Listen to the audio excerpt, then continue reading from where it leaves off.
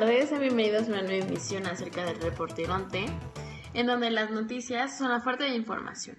Iniciemos con la noticia del porcentaje de la población no económicamente activa.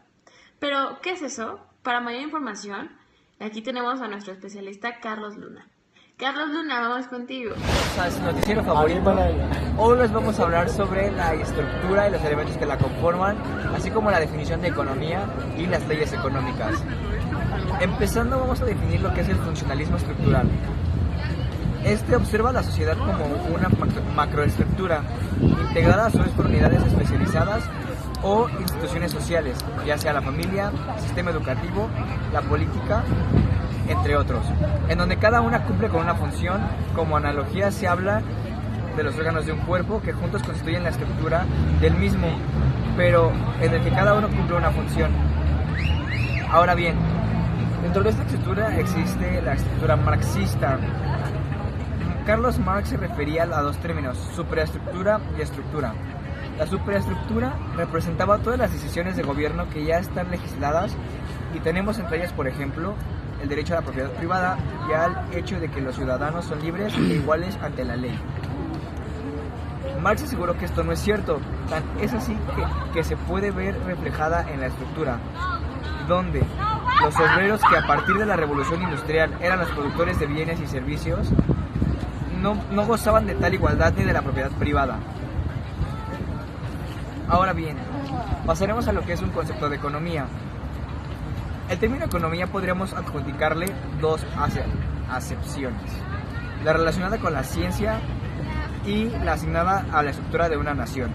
En relación a la primera, podríamos decir que es la disciplina de las ciencias sociales encargada del estudio de los procedimientos productivos y comerciales y el análisis del consumo de bienes y servicios.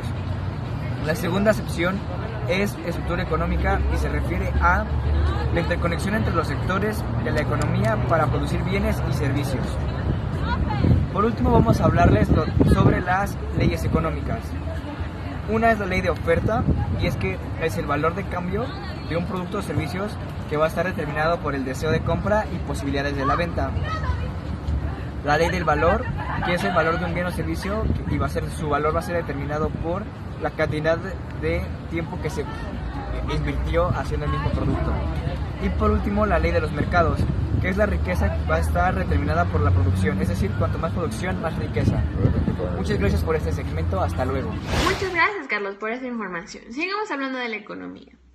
Cuando alguien piensa en economía, México no es de los principales países con mayor estabilidad económica. ¿Pero por qué se da eso? Para esto necesitamos conocer más a detalle la estructura económica de México. Y la vamos a conocer acerca de nuestro especialista que está aquí con nosotros, que es Eduardo Yáñez. Adelante. En otras noticias, yo les voy a hablar sobre la estructura económica de México, sobre todo del modelo económico de crecimiento hacia adentro o desarrollo estabilizador. La tensión de la Segunda Guerra Mundial dio la oportunidad a México de implementar un modelo económico de adquirir en su mayoría productos nacionales. Este fenómeno se caracterizó por las bajas tasas de inflación. Esto significa que no hubo gran incremento en precios de bienes y servicios, y sobre todo por una gran estabilidad económica.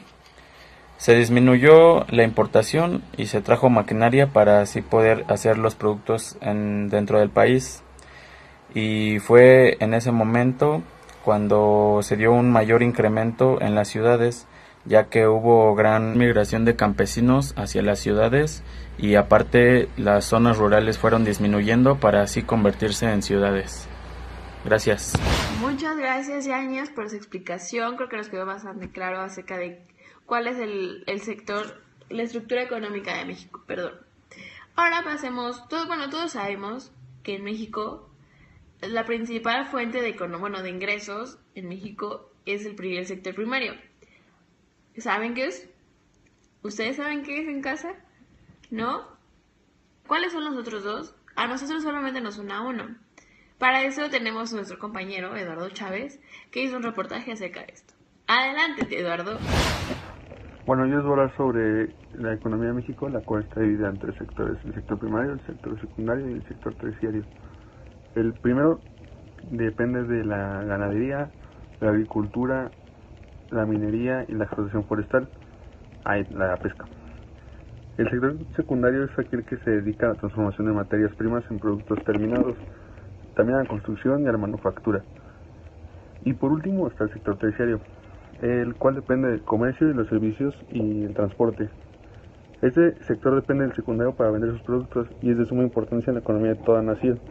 Este es muy importante en cualquier nación y el más importante en México es el sector primario porque dependemos mucho de la ganadería y de todos los campos de trabajo de campo, entonces es lo más importante que hay en nuestro país. Muchas gracias, Eduardo, por esa explicación acerca de cuáles son las fuentes de economía acerca de México. Pero la mayoría de nosotros no conoce acerca de cómo están los demás países económicamente. Pero retomando la historia, ¿usted recuerda qué sucedió con la caída del muro de Berlín? ¿Qué pasó con la economía en ese entonces? Vamos contigo, Pablo, para que nos pueda recordar un poco acerca de esto. Gracias, Gloria. Y bueno, yo les voy a hablar sobre el neoliberalismo. La globalización del mundo significó cambios drásticos para todos, y en todos los ámbitos, en el político, en el económico, en el cultural y en el social.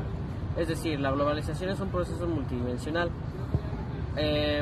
La globalización fue un cambio que se puede comprender a partir de la nueva base material que soporta al mundo, que es denominada tecnología de la información y comunicación.